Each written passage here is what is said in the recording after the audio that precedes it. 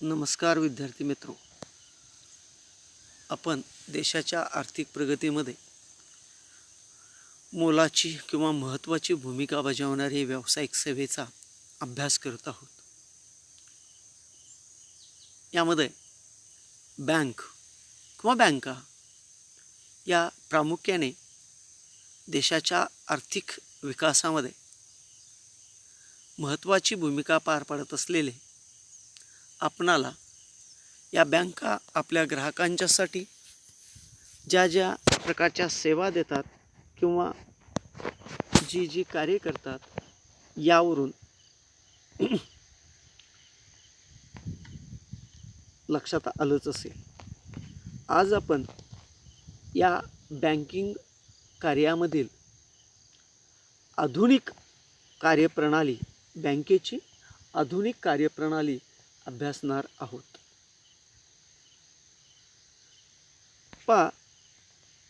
आधुनिक म्हणजे अलीकडच्या काळामध्ये नवनवीन तंत्रज्ञानाचा वापर करून बँकेची विविध कार्ये करता येतात आणि अशा असंख्य बँका आपल्या ग्राहकांना नवनवीन तंत्रज्ञानाचा वापर करून विविध सेवा देत असतात. या सेवा म्हणजेच ई बँकिंग सेवा. आणि या ई बँकिंग सेवेचे प्रकार किंवा ई बँकिंग सेवा कोणकोणत्या प्रकारच्या आहेत ते आज आपण अभ्यासणार आहोत. ई बँकिंग म्हणजे इलेक्ट्रॉनिक बँकिंग होय. ई बँकिंगमध्ये इलेक्ट्रॉनिक साधनांचा वापर करून बँकेचे किंवा बँकेशी व्यवहार करता येतात. ई बँकिंग प्रणालीला आभासी बँकिंग असं म्हटलं जातं. आभासी प्रत्यक्षात इतर जी कार्ये होती, बँकेची इतर जी कार्यप्रणाली होती किंवा इतर ज्या सेवा होत्या, यामध्ये ग्राहकाला बँकेशी प्रत्यक्षात व्यवहार करावे लागत होते. मात्र ई बँकिंग प्रणालीमध्ये ग्राहकाचा प्रत्यक्षात बँकेशी कोणत्याही प्रकारचा संबंध येत नाही. प्रत्यक्षात बँकेत जाण्याची त्याला गरज भासत नाही. म्हणूनच याला आभासी बँकिंग असे सुद्धा म्हणतात. ई बँकिंग ही सुविधा प्रामुख्याने इलेक्ट्रॉनिक क्षेत्रामध्ये आणि संगणक क्षेत्रामध्ये जे आमूलाग्र बदल झाले आणि या आमूलाग्र बदलाचे फलित म्हणूनच ई बँकिंग ही सुविधा ग्राहक वर्गासाठी उपलब्ध झालेली आपल्याला दिसून येते. ई बँकिंग करायची झाल्यास आपणाला बँकिंग कार्यालयाचे संगणकीकरण करणं फार गरजेचं असतं.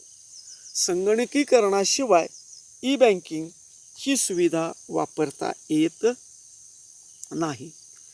या ई बँकिंगच्या साहाय्यानं किंवा ई बँकिंगमध्ये खालील घटकांचा समावेश होत असलेला आपणाला दिसून येतो.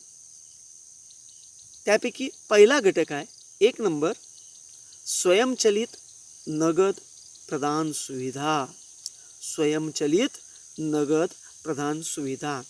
पहा, ई बँकिंग ही प्रणाली येण्या अगोदर प्रत्येक ग्राहकाला बँकेत स्वतः जाऊन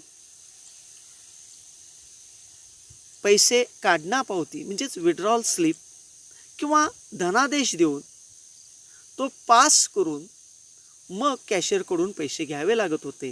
किंवा बँकेत पैसे भरायचे असल्यास पैसे भरणा पावती भरून त्यामध्ये चलनांचा तपशील भरून तो कॅशियरकडे सादर करावा लागत होता आणि त्यानंतर आपण आपले पैसे त्या बँकेत भरू शकत होतो किंवा त्या बँकेतून पैसे काढू शकत होतो.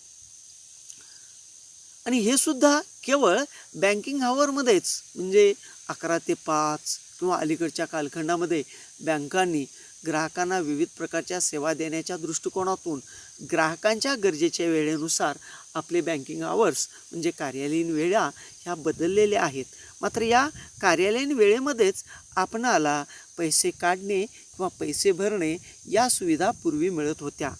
मात्र संगणकीकरणाचा वापर केल्यानंतर स्वयंचलित नगद प्रदान सुविधेच्या साहाय्याने आता स्वयंचलित नगद प्रदान सुविधा याला इंग्रजीमध्ये शॉर्ट फॉर्ममध्ये अतिशय सोपं नाव आहे, ते आपण लगेच उच्चारतो, ATM, ऑल टाईम मनी मशीन. ऑटोमॅटिक टेलर मशीन असं सुद्धा म्हणू शकतो आपण त्याला. ऑल टाईम मनी, केव्हाही गेला तरी तुम्हाला त्या बँकेच्या आपल्या खात्यामधून पैसे काढण्याची सुविधा उपलब्ध होते, असं हे मशीन आहे. म्हणजेच बँकिंग कार्यालयीन वेळेचा या ठिकाणी प्रत्यक्ष संबंध येत नाही. तुम्हाला कोणत्याही प्रकारच्या कागदपत्रांची पूर्तता करावी लागत नाही. म्हणजे पैसे काढणं, स्लिप किंवा धनादेश याचासुद्धा वापर करावा लागत नाही.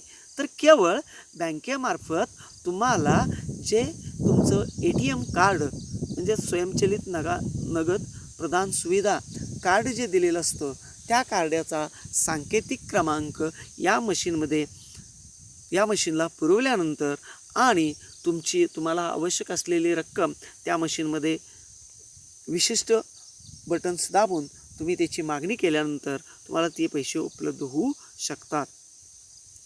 अशा या पद्धतीनं ATM मशीनची सुविधा आपणाला बँकेमार्फत करून दिलेली आहे. हे ATM मशीन बँकेमार्फत ज्या ठिकाणी ग्राहकांना मोठ्या प्रमाणात पैशाची गरज भासते त्या ठिकाणी प्रामुख्याने उभे केले जातात.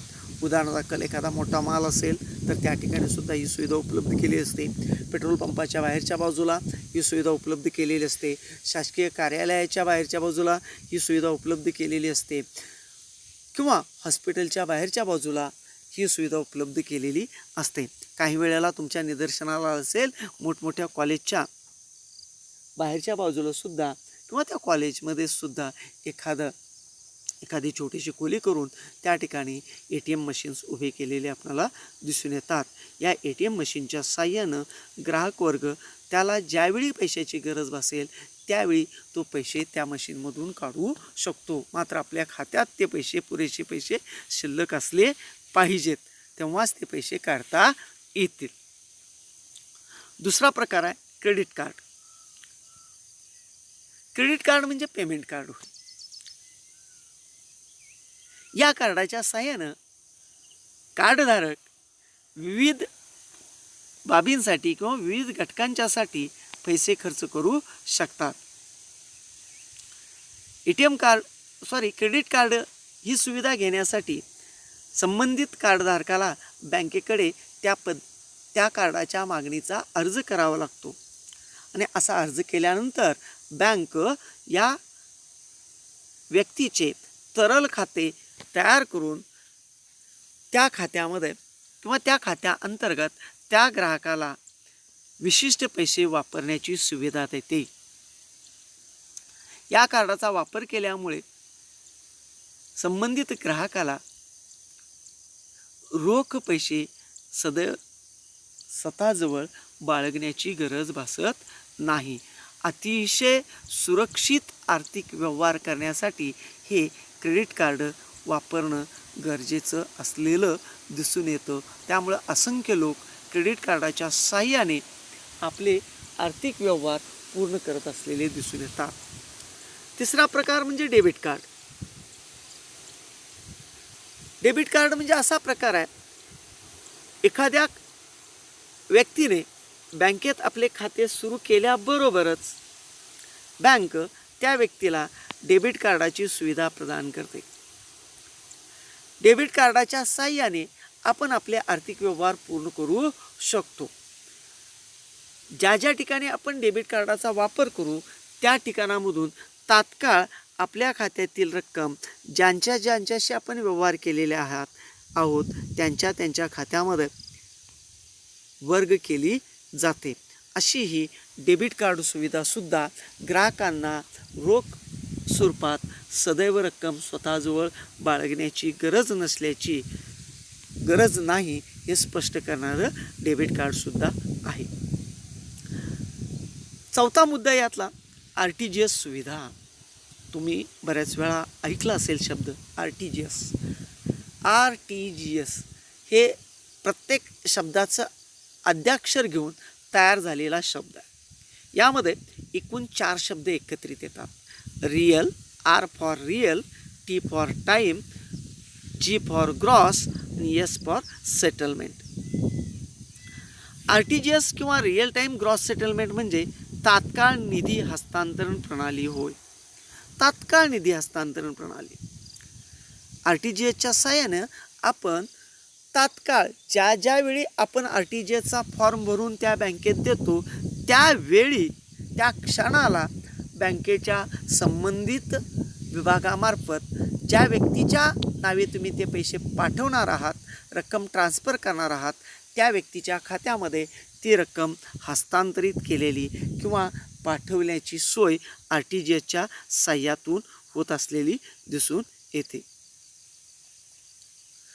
RTGS किंवा तात्काळ निधी हस्तांतरण प्रणाली ही कोणत्याही प्रतीक्षा कालावधीच्या अधीन नसते. यासाठी वेळ लागत नाही. तात्काळ पैसे पाठवले जातात. प्रक्रिया पूर्ण झाल्यावर व्यवहार त्वरित पूर्ण केले जातात. आता प्रक्रिया कोणती?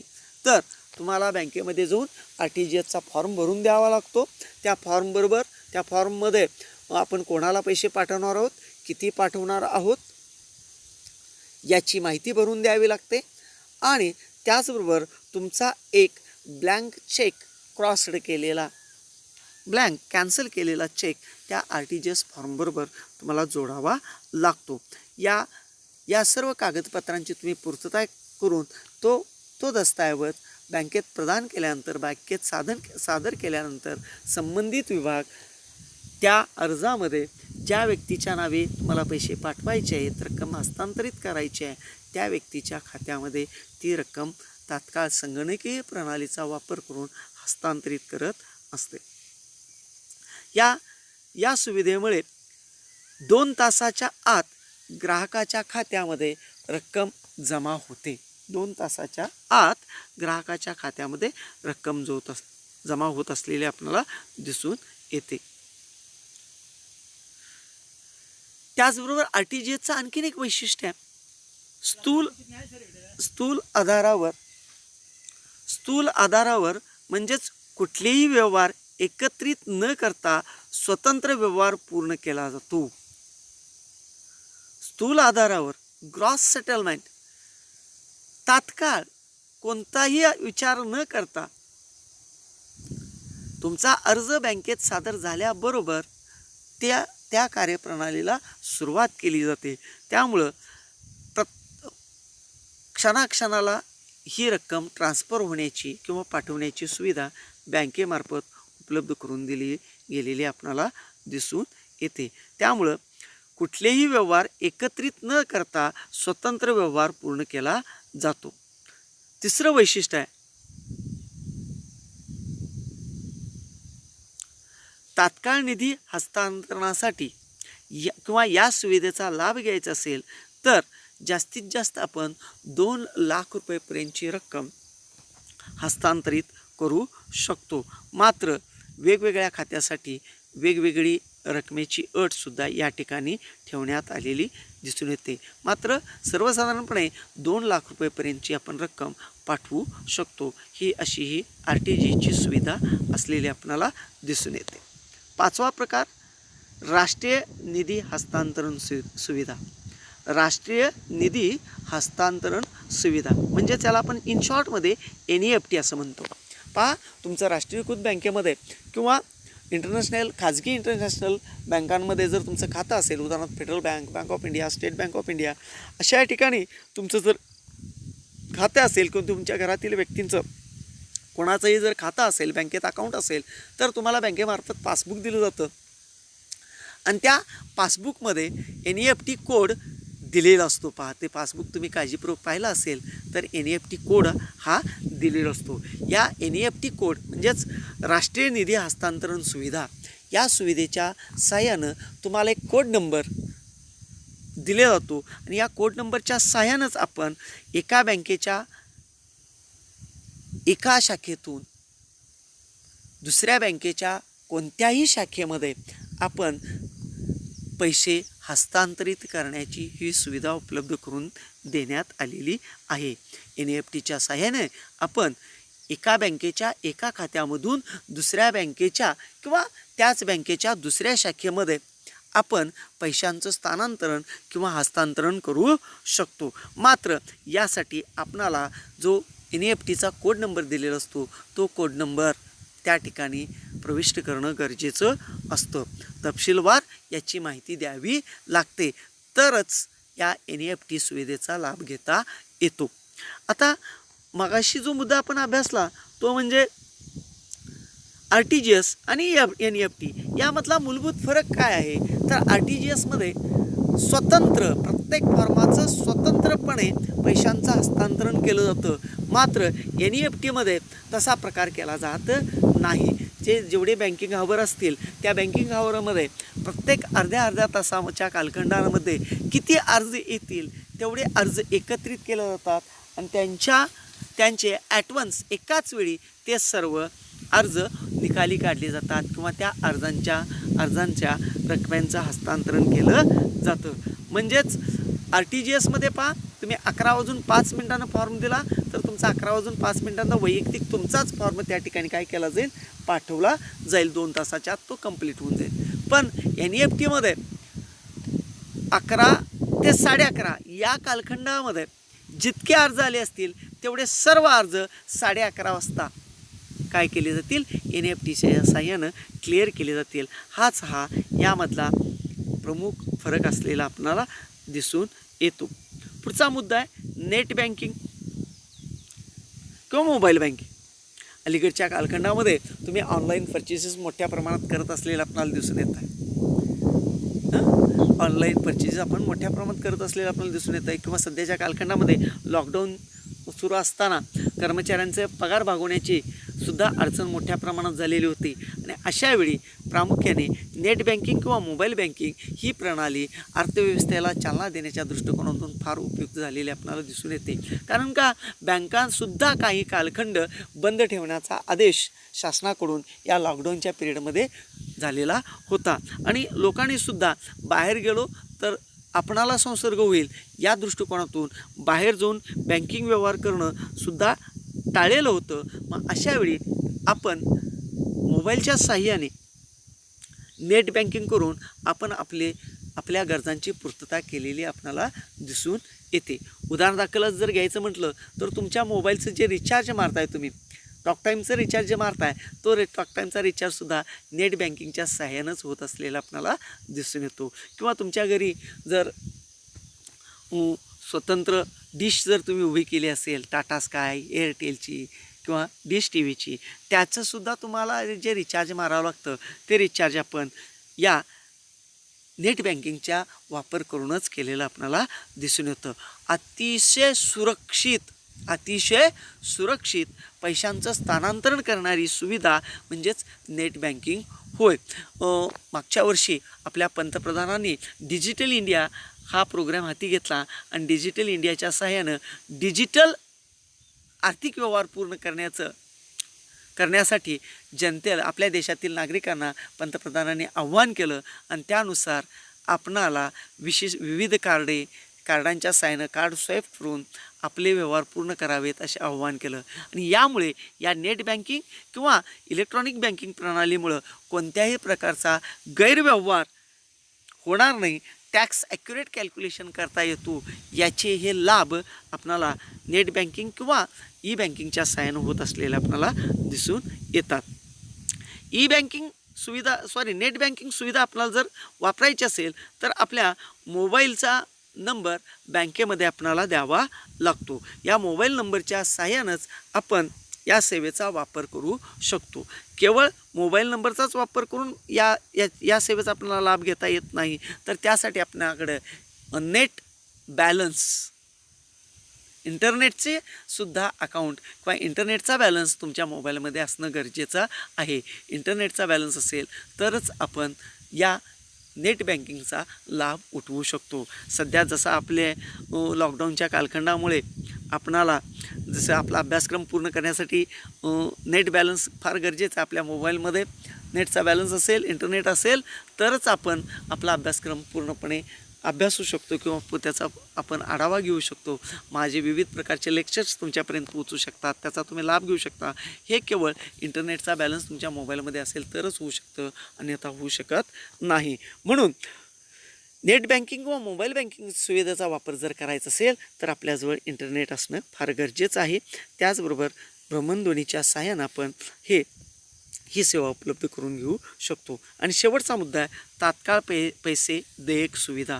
तात्काळ पैसे देयक सुविधा ही सुविधा ग्राहकांना इतर कोणत्याही बँक खात्यात त्वरित निधी हस्तांतरण करण्यास सुविधा उपलब्ध करून देते.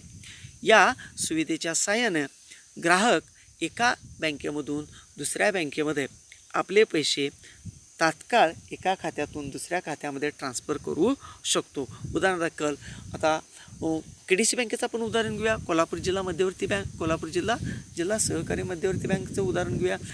एखाद्या व्यक्तीचं शिरोळनगरीमध्ये पण त्या बँकेत खातं आहे आणि कुरुंदवाडमध्ये सुद्धा खातं आहे.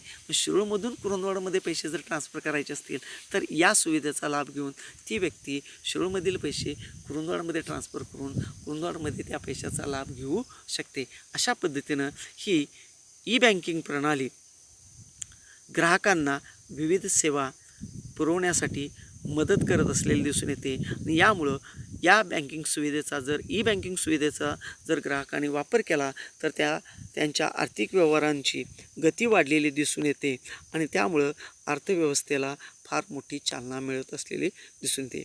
या ठिकाणी आपला बँकिंग व्यावसायिक सेवा हा भाग संपलेला आहे. उद्याच्या आपण व्हिडिओ लेक्चरमध्ये नवीन व्यावसायिक सेवेचा अभ्यास करू. धन्यवाद.